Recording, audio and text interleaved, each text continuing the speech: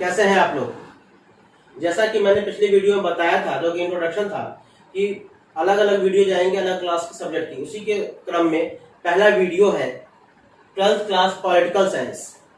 लेकिन उससे पहले मैं बताना चाहता हूं कि बहुत सारे बच्चे हैं जिनको ये भी नहीं पता है अभी लॉकडाउन की वजह से कौन सी बुक पढ़ाई जाएंगी, क्या है सिलेबस, क्या है चैप्टर्स, क्या है।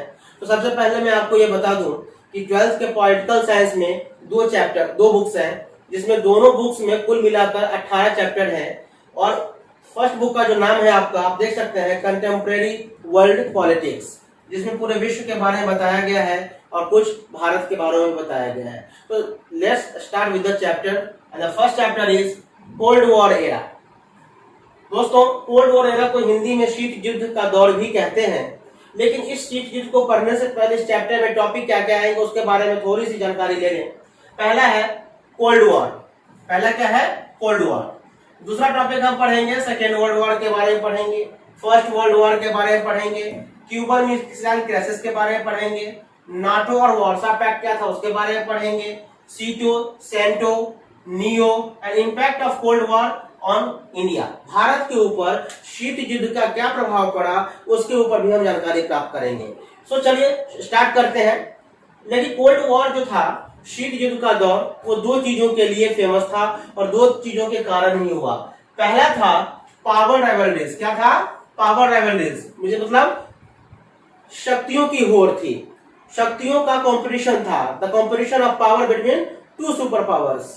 और दूसरा था आइडियोलॉजिकल राइवलरीज, जिसे हम कह सकते हैं आसान भाषा में कि विचारधारा की प्रतिस्पर्धा थी, विचारधारा की लड़ाई थी। अब कोल्ड वॉर को समझने से पहले सबसे पहले हमें सेकेंड वर्ल्ड वॉर के फेज को समझना पड़ेगा कि द्वितीय विश्व युद्ध क्या था, क्यों हुआ, कब हुआ, कैसे हुआ। तो चलिए, सेकेंड वर्ल्ड वॉर जो शुरू हुआ था वो 1939 में शुरू हुआ था दोस्तों, जो कि 1945 तक चला था। 1939 से 1945 तक लगभग 6 साल। अब ये क्यों चला था और किसके बीच में चला था? ये दो गुटों के बीच में चला था।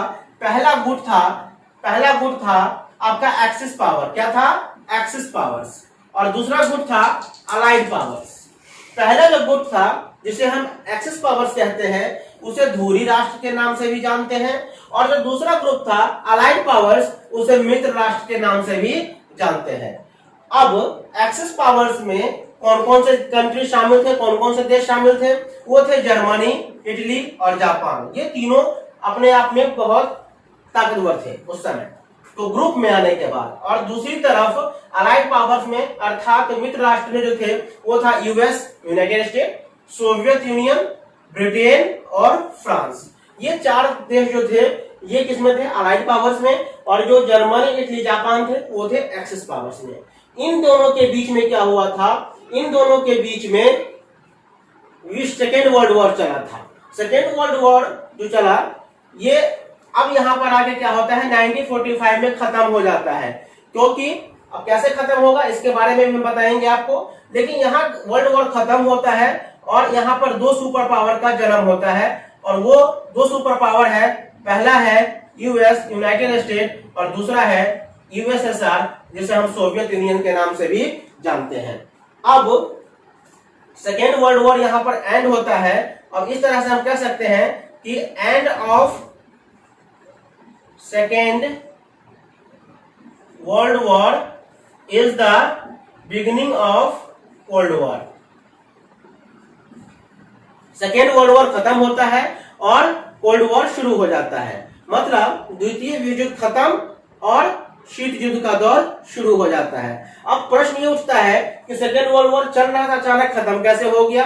तो आपको जानकारी के लिए बता दूं कि प्रथम विश्व युद्ध जो हुआ था, पहला विश्व युद्ध, वो 1914 से 1918 के बीच में हुआ था, जिसमें जर्मनी जो है बिल्कुल बुरी तरह से नेस्तनाबूद हो गया था, खत्म हो गया था। और कह सकते हैं कि द्वितीय विश्व युद्ध के जो जड़ है वो प्रथम विश्व युद्ध के खात्मे में छुपा हुआ था। अब 1945 में आकर अमेरिका ने क्या किया, यूएस ने जापान के दो शहर और 3 दिन के अंतराल पे अपना एटॉमिक बम ड्रॉप करता है। वो करता है कि 6 अगस्त को हिरोशिमा पर और 9 अगस्त को नागासाकी पर। 6 अगस्त को हिरोशिमा पर जो ड्रॉप करता है परमाणु बम, उसका नाम था लिटिल बॉय, और दूसरा जो है नागासाकी 9 अगस्त को 3 दिन बाद, उसका नाम था फैट मैन। तो नागासाकी और हिरोशिमा पर 3 दिन के अंतर पर 6 अगस्त को हिरोशिमा लिटिल बॉय नाम का परमाणु बम ड्रॉप किया जाता है। नागासाकी पर 9 अगस्त को 9 अगस्त को फैट मैन नाम का परमाणु बम गिराया जाता है और जिसके कारण जापान सरेंडर कर जाता है। अब यहाँ पर क्या है कि दो गुटों में जो देश थे वो अपने अपने विचारधारा प्रकट कर रहे थे। कुछ का कहना था कि अमेरिका ने सही किया, कुछ ने कहा अमेरिका ने सही नहीं किया। अमेरिका जानता था कि Japan is about to surrender, Japan surrender करने वाला है, तो उसको कोई जरूरत नहीं थी परमाणु बम गिराने की। लेकिन कुछ कहते हैं उनके समर्थक, अमेरिका के समर्थक वाले देश, कि नहीं, अमेरिका ने चाहता था कि जान माल की क्षति हो, इसलिए परमाणु बम गिरा दिया। लेकिन मुझे ये बात समझ में नहीं आई पर्सनली, क्योंकि 6 साल युद्ध चलने के बाद अमेरिका को अकल आती है। ये बात अगर पहले सोच लेता तो शायद 6 साल में जो जान माल की क्षति हुई वो भी नहीं होता। खैर आगे चलते हैं। अब इसका क्वेश्चन आता है, how did the second world war ended. तो हिरोशिमा और नागासाकी का वर्णन करेंगे डिटेल्स में, और ये क्वेश्चन दोस्तों आपको 1 नंबर में भी आ सकता है और 2 नंबर में भी आ सकता है। अब यहाँ के बाद चलते हैं, क्वेश्चन आता है what is cold war. Cold war क्या है? तो कोल्ड वॉर मैंने आपको पहले बताया था कि पावर राइवलरीज और आइडियोलॉजिकल राइवलरीज, शक्तियों की प्रतिस्पर्धा और विचारधाराओं की प्रतिस्पर्धा, इन दोनों में जो है होड़ थी। और 2 सुपर पावर जो थे कौन थे? वो थे यूएस और यूएसएसआर। अब इन दोनों के बीच में क्या हुआ? कोल्ड वॉर शुरू हो गया। और ये दोनों आपस में अटैक नहीं करना चाहते थे, क्योंकि ये जानते थे एक दूसरे के बारे में कि कौन कितना पावरफुल है। तो पहली बात हम बात करते हैं दोस्तों, ये है डेमोक्रेसी का। डेमोक्रेसी का अर्थ होता है लोकतंत्र। क्या होता है? लोकतंत्र। और कैपिटलिज्म, कैपिटलिज्म का मतलब होता है पूंजीवाद। पूंजीवाद को और कैपिटलिज्म को हम कह सकते हैं प्राइवेट ओनरशिप, मतलब व्यक्तिगत अधिकार, व्यक्तिगत मालिकाना हक जिसे कहते हैं। और इनको हम वेस्टर्न अलायंस के नाम से भी हम जानते हैं। और नाटो की स्थापना होती है। नाटो का फुल फॉर्म होता है North Atlantic Treaty Organisation. Hindi में अगर हम बात करें तो उत्तर अटलांटिक संधि संगठन। अब नाटो कितने मेंबर थे? 12 मेंबर स्टेट थे। कब इसकी स्थापना हुई? अप्रैल 1949 में, 1949 के अप्रैल महीने में 12 सदस्य देशों के साथ लेकर नाटो की स्थापना होती है। जो कौन लीड कर रहा था? यूएस लीड कर रहा था। इसकी पॉलिसी क्या थी? डेमोक्रेसी अर्थात लोकतंत्र, और कैपिटलिज्म अर्थात पूंजीवाद मींस प्राइवेट ओनरशिप। और इनको वेस्टर्न अलायंस अर्थात पश्चिमी गठबंधन का नेता भी कहा जाता है अमेरिका को, और पश्चिमी गठबंधन के नाम से भी जाना जाता है। और इनका एक ही मानना था कि अगर नाटो के किसी भी सदस्य देशों पे कोई देश आक्रमण करता है, अटैक करता है, तो नाटो इस आक्रमण को अपने ऊपर मानेगा और पूरा संगठन मिलकर उसको बहिष्कार करेगा या उसका मुकाबला करेगा। और इन सभी देशों ने क्या किया? एक सीटो की स्थापना किया और सेंटो का फॉर्मेशन किया। सीटो मतलब South East Asian Treaty Organisation, दक्षिण पूर्वी एशियाई देशों का संगठन, संधि संगठन। और एक है केंद्रीय संधि संगठन सेंटो, जिसमें ईस्ट एशिया थे, साउथ ईस्ट एशिया थे और वेस्ट एशिया थे। मतलब पूर्वी एशिया, दक्षिण पूर्वी एशिया और पश्चिम एशिया के कुछ देश थे जो सीटो और सेंटो मिलकर सेंटो का फॉर्मेशन किया था। अब उसके 6 साल बाद दूसरी तरफ क्या था? यूएसएसआर, जिसे सोवियत यूनियन के नाम से जानते हैं, जो किसका समर्थक था? किसका? उसकी आइडियोलॉजी क्या थी? उसकी पॉलिसी क्या थी? उसकी पॉलिसी थी सोशलिज्म। सोशलिज्म का मतलब क्या होता है? समाजवाद। और इसको अगर हम दूसरी शब्दों में बात करें तो पब्लिक ओनरशिप। पब्लिक ओनरशिप मतलब जिसमें राज्यों का नियंत्रण होता है, किसी व्यक्ति का किसी धन पे, संपत्ति पे एक व्यक्ति का न होकर पूरे राज्यों का होता है। अब हम बात करते हैं कम्युनिज्म। कम्युनिज्म का मतलब होता है साम्यवाद। साम्यवाद। अब इन्होंने क्या किया? इन सब ने मिलकर क्या किया? एक वार्सो पैक्ट किया 1955 में। क्यों किया था? इसे हम वेस्टर्न अलायंस के नाम से भी जानते हैं। और 1955 में वार्सो पैक्ट क्यों किया था? क्योंकि इन्होंने to counter the military alliance, military policy of NATO in Europe. Europe में नाटो के द्वारा नाटो के सदस्य देशों के जो सैन्य शक्ति थी, उनकी पॉलिसी थी उनको काउंटर अटैक करने के लिए। अब हम यहाँ क्वेश्चन आता है logic of deterrence, explain. Logic of deterrence का मतलब क्या होता है? डिटरेंस का मतलब होता है यहाँ पर रोकथाम। क्या होता है? रोकथाम। किसका रोकथाम? ये इसके बारे में हम बात करेंगे, जो लास्ट वीडियो होगी उसमें हम चर्चा करेंगे सभी को इंपॉर्टेंट क्वेश्चन पे। अब यहाँ पर क्वेश्चन आता है, what were the needs of super powers to keep alliance with the smaller countries. लेकिन दोस्तों इसे पढ़ने से पहले जो यहाँ पर था, ये दोनों देशों के बीच में जो यूएसएसआर और यूएस बना, अब इसके बारे में एक टॉपिक आ जाता है छोटा सा, वो आता है क्यूबा मिसाइल क्राइसिस। कि क्यूबा मिसाइल संकट क्या था। तो मैं आपको बता दूं, यहाँ पर एक छोटा सा एक देश है यूएसएसआर, जिसका नेता कौन है, निकिता क्रुश्चेव, याद रखिएगा। यहां पर है क्यूबा, क्यूबा का राष्ट्रपति कौन होता है उस समय, फिदेल कास्ट्रो। और यहाँ पर कौन है, यूएस, यूएस का राष्ट्रपति कौन होता है उस समय, जॉन एफ कैनेडी। ये तीन नेता बहुत इंपॉर्टेंट है। और ये घटना कब की है, सन 1962 की, 1962 की घटना है, अप्रैल मंथ की घटना है।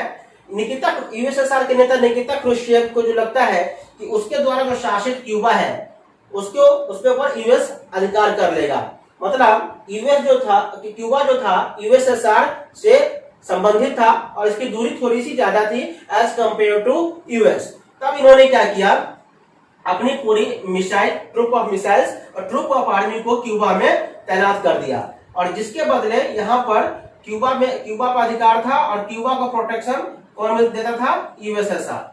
अब यहाँ पर ये सारा समुद्र है, सारा क्या है, सी रूट है, समुद्र है। इसके ठीक 21 दिन बाद किसको भनक लगती है इस बात की, 21 दिन बाद जॉन एफ कैनेडी और council of ministers of US. लेकिन उन्हें आनंद फानन में कोई कदम उठाने से बच रहे थे, क्योंकि उनको पता था कि USSR is as equal to US, America के बराबर ही, यूएस के बराबर ही कौन है, यूएसएसआर, यूनाइटेड स्टेट के बराबर भी सोवियत यूनियन है, दोनों की ताकत का अंदाजा था, इसलिए कोई आनंद फानन में कदम नहीं उठाया। लेकिन उन्होंने आपस में विचार विमर्श करके एक मैसेज दिया, या तो यहाँ से वो अपने मिसाइल्स और आर्मी को हटा लें, सैनिक को हटा लें, ताकि हम क्यूबा पर आक्रमण नहीं करेंगे और यहाँ से हमें भी कोई खतरा नहीं होना चाहिए।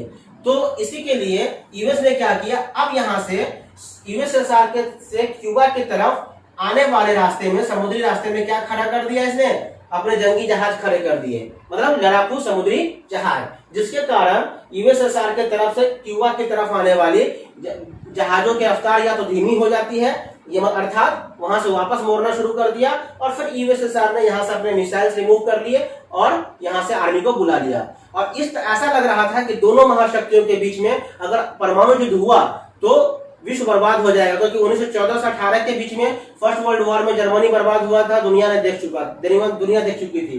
सेकेंड वर्ल्ड वॉर में 1945 में जापान बर्बाद हो गया एटॉमिक बॉम्ब के मार से, जो आज तक के इतिहास में पहली बार हुआ और अभी तक तो वो भी देख चुका था। अब जब दो सुपर पावर आपस में भिड़ जाते हैं तो क्या होता है, जरा सोचने वाली बात है। तब जाके अगर यहाँ से क्यूबा मिसाइल संकट टल गया, और इसी टॉपिक को क्यूबा मिसाइल संकट के नाम से जाना जाता है। वर्ल्ड वॉर टलने के कारण अब दुनिया चैन की सांस लेती है कि अब तो दुनिया बच गई। अब जो है एक क्वेश्चन आता है कि what were the needs of super powers to keep alliances with the smaller countries. अगर दोनों सुपर पावर इतने पावरफुल थे तो छोटे छोटे देशों को आपस में रखने की क्या आवश्यकता थी। तो सिंपल सी बात है, कोई फ्री में रखता नहीं है, हर गिव एंड टेक का रिलेशन होता है दोस्तों।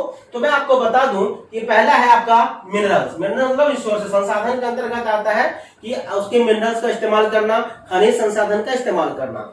अब दूसरा आता है लोकेशन, जहां से टू स्पाई, एक दूसरे को अपने दुश्मन देशों की जासूसी करना और करवाना। उसके बाद आता है टेरिटरी, क्षेत्र, जहां पर आर्मी को ट्रेनिंग दी जाएगी और आर्मी को ट्रेनिंग दी जाएगी। आर्मी उनकी ट्रेनिंग तो है, लेकिन हर जगह तो दूर से जाने में टाइम लगेगा, इसलिए नियर अबाउट अपने अपने साथी देशों के साथ वहां पर आर्मी को रखते हैं ताकि आसानी से अटैक किया जा सके। और उसके बाद है इकोनॉमिक सपोर्ट, मतलब आर्थिक सहायता। आप कहेंगे वो सुपर पावर थे, छोटे देश सपोर्ट कैसे करेंगे, तो कई सारे छोटे देश मिलके उसको कुछ धन दे देते थे, कुछ मॉनेटरी बेनिफिट या किसी भी प्रकार का कि आप लीजिए हमारे तरफ से, ये सारी चीजें हैं। और उसके बाद है आइडियोलॉजिकल रीजंस, जो सबसे बड़ा रीजन है कोल्ड वॉर का, विचारधारा की लड़ाई। जिस देश के विचारों को बनाने वाले, मानने वाले ज्यादा देश होंगे, समर्थक ज्यादा देश होंगे, तो उन्होंने क्या किया कि आइडियोलॉजिकल रीजन से भी था। और ये 5 पॉइंट है, ये क्वेश्चन 5 या 6 नंबर में आएगा, इसको डिटेल्स में आपको पढ़ाया जाएगा, डिटेल्स में आप सीखेंगे, नोट्स भी मिलेंगे। तो इसके लिए ये 5 नंबर क्वेश्चन है। सो दोस्तों आज की वीडियो में इतना ही। और मैं आपको बताना चाहूंगा, अभी मैं YouTube पे नया हूँ, कोई भी टीचर्स देखें, कोई स्टूडेंट्स देखें, अगर आपको समझ में आती है तो अच्छी बात है, कोई प्रॉब्लम हो, कोई समस्या हो तो आप मुझे इसमें डाल सकते हैं, कोई सजेशन भी दे सकते हैं, उसमें कोई परेशानी वाली बात नहीं है। तो इसका अगला पार्ट अगले वीडियो में लेके आएंगे, कल परसों जरूर जल्दी पोस्ट हो जाएगी। तब तक के लिए थैंक यू।